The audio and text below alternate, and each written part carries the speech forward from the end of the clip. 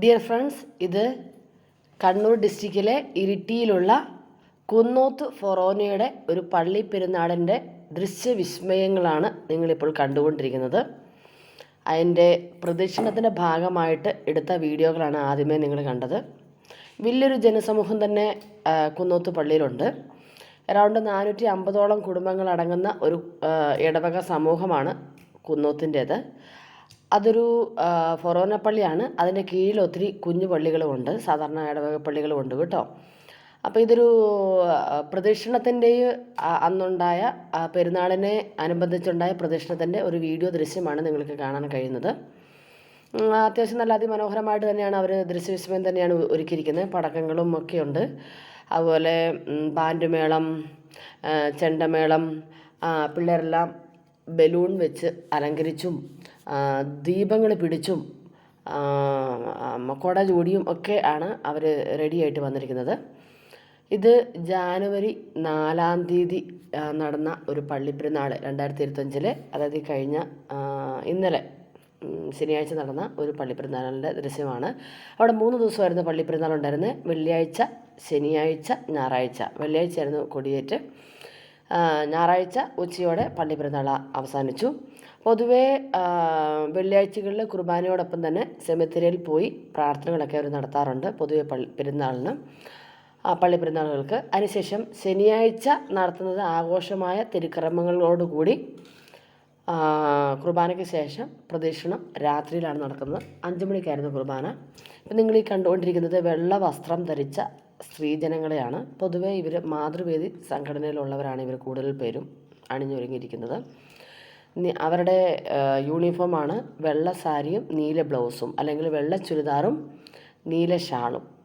അപ്പം ഇടവകയിലുള്ള കഴിയുന്നത്ര ആൾക്കാരോട്, അമ്മമാരോട് അതേ ഡ്രസ്സിട്ട് കുടയെടുക്കാൻ പറഞ്ഞിരുത്തിട്ടുണ്ടായിരുന്നു. അപ്പോൾ അതനുസരിച്ച് കുറേ പേരൊക്കെ ഇട്ടിട്ടുണ്ട്, കുറേ പേരൊന്നും ഇട്ടിട്ടില്ല. അപ്പം പൊതുവേ ഈ പ്രദക്ഷിണം കഴിഞ്ഞ് പള്ളിപ്പെരുന്നാളിൻ്റെ ബാക്കിയായി കലാപരിപാടികളൊക്കെ ഉണ്ടാകാറുള്ളതാണ്. ഈ വർഷം ഇവിടെ കലാപരിപാടികളൊന്നും തന്നെ ഇല്ലായിരുന്നു. ഇതൊരു രഥമാണ് കാണിച്ചിരിക്കുന്നത്. പ്രദക്ഷിണത്തോടൊപ്പം തന്നെയാണ് ഈ രഥം അവരുടെ ഒപ്പം തന്നെ ചേർന്ന് പുറകിലൂടെ ഈ രഥവും ഒപ്പം പോകാറുണ്ട്. ഇതൊരു ജനക്കൂട്ടമാണ്.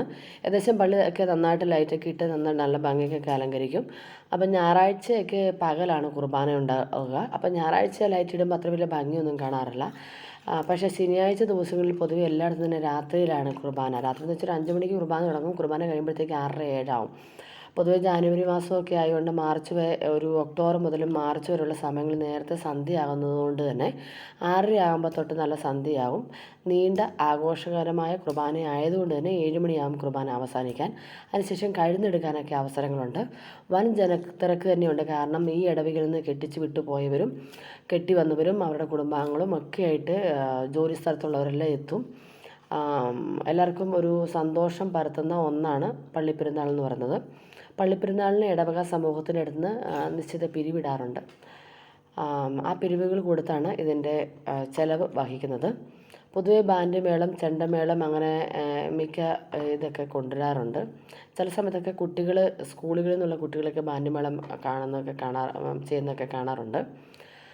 പിള്ളേർ കൂടുതലും ചുമന്ന ഡ്രസ്സ്, വെള്ള ഡ്രസ്സൊക്കെ ആയിരുന്നു ധരിച്ചിരുന്നത്.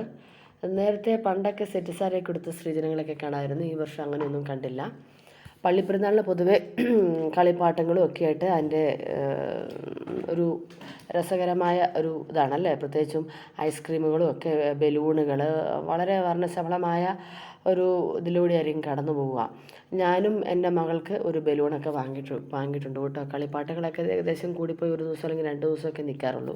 ഇന്നലെ വാങ്ങിയ ബലൂണൊന്നും അധികം പോയിട്ടില്ല. ബലൂണിനൊക്കെ ഇപ്പോൾ 20 രൂപയായിരുന്നു. പണ്ട് 2-3 വർഷം മുമ്പ് 10 രൂപയായിരുന്നു. എൻ്റെയൊക്കെ ചെറുപ്പകാലത്ത് 2 രൂപയ്ക്കൊക്കെ ആയിരുന്നു ഈ ബലൂൺ കിട്ടിക്കൊണ്ടിരുന്നത്. പക്ഷേ അവിടെ ആ വേ ഓഫ് രീതിയിലുള്ള കെട്ടൽ നമുക്ക് കെട്ടാൻ പറ്റത്തില്ല. അപ്പോൾ ഇങ്ങനെ അടിക്കാൻ നല്ല സുഖമായിരിക്കും അല്ലേ. ഇങ്ങനെ മറ്റേ പൊങ്ങി നിൽക്കുന്ന ഈ ബലൂണുകളും എല്ലാം തന്നെ ഉണ്ടായിരുന്നു. പക്ഷേ ഈ വർഷം കടകളൊക്കെ തീരെ കുറവായിരുന്നു കേട്ടോ. മധുര പലഹാരങ്ങളുടെ കടകളൊന്നും കണ്ടില്ല.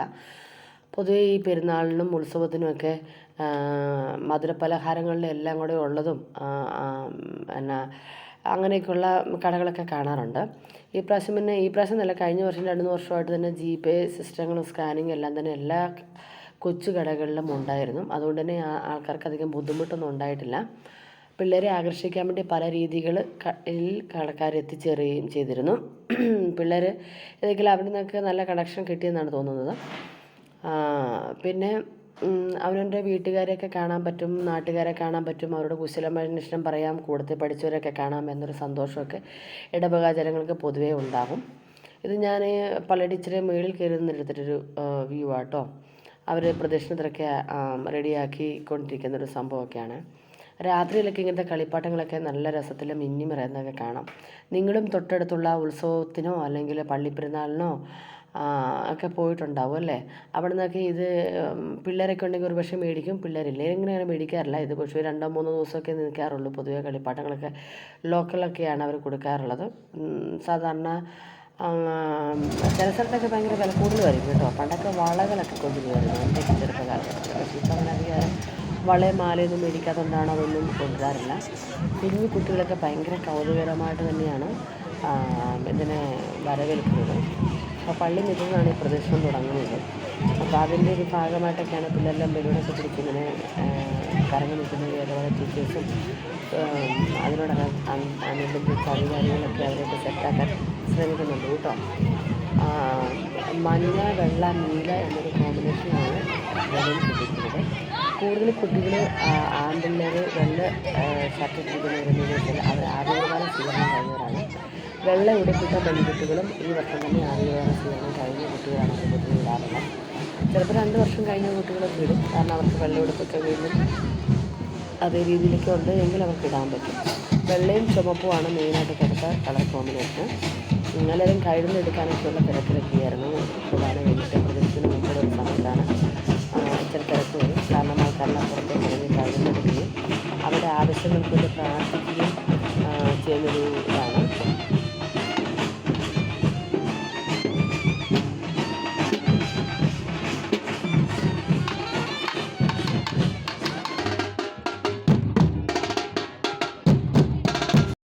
പെണ്ണുങ്ങളൊക്കെ തിരികലും പിടിച്ചിട്ടാണ് പോകുന്നത്. എനിക്ക് ശരിക്കും ബലൂണ് വേണ്ടായിരുന്നു. കഴിഞ്ഞ വർഷം ഇപ്പം തിരിയായിരുന്നു. എനിക്ക് തിരിയായിരുന്നു ഏറ്റവും ഇഷ്ടം, ബലൂൺ ഇഷ്ടമല്ല. അമ്മ എനിക്ക് റെഡ് ബലൂണാണ്. ഇതിപ്പോൾ കുഞ്ഞ് ബലൂണ് ഈ പള്ളീൻ്റെ അടുത്ത വീട്ടിലേക്കൊക്കെ അലങ്കരിച്ചു. നല്ല ലൈറ്റുമാണ്. ഞാൻ ആസ്വദിച്ചു. ഞാനും എൻ്റെ കൂട്ടുകാരി ഉണ്ടായിരുന്നു, ഇഷികയും പിന്നെ എമിലി. അവളും ഞാനായിരുന്നു പ്രതീക്ഷിച്ചിട്ട് പോയത്. ഞങ്ങൾ റെഡ് ഉടുപ്പായതുകൊണ്ട് ഞങ്ങൾ ഫസ്റ്റ് ആയിരുന്നു. വേറെ ഞങ്ങളുടെ ക്ലാസ്സിലെ ചില പിള്ളേരൊക്കെ കളർ ഉടുപ്പായിരുന്നു, പിങ്ക്, ഗ്രീനൊക്കെ. അവരൊക്കെ പുറകെ നിർത്തി. ഇപ്പം ഈ കാണുന്ന വിദ്യാലയൊക്കെ ഈ നല്ല രസമുള്ളവർക്ക് ലൈറ്റാണ്. ഞങ്ങൾ പ്രദേശത്തിന് പോയിക്കൊണ്ടേ ഇരിക്കുവാണ്. പെണ്ണുങ്ങളൊക്കെ തിരി പിടിക്കുന്നുണ്ട്. ചില പെണ്ണുങ്ങളൊക്കെ ഈ കുടയും പിടിച്ചുകൊണ്ട് പോകുന്നുണ്ട്. ഞങ്ങളുടെ കുട്ടികളുടെ സൈഡിൽ വേദാളത്തിച്ച് നന്നായിട്ട് ശ്രദ്ധിക്കുന്നത് എന്ന് വെച്ചാൽ സൈഡിലെ ഏറ്റവും വണ്ടി സ്ഥലത്തിലാണ് ഞങ്ങൾ നടക്കുന്നത്. ഗതാഗതങ്ങൾക്ക് പോകാൻ ബുദ്ധിമുട്ടുണ്ടാകാതെ ഓടും ചേർന്ന്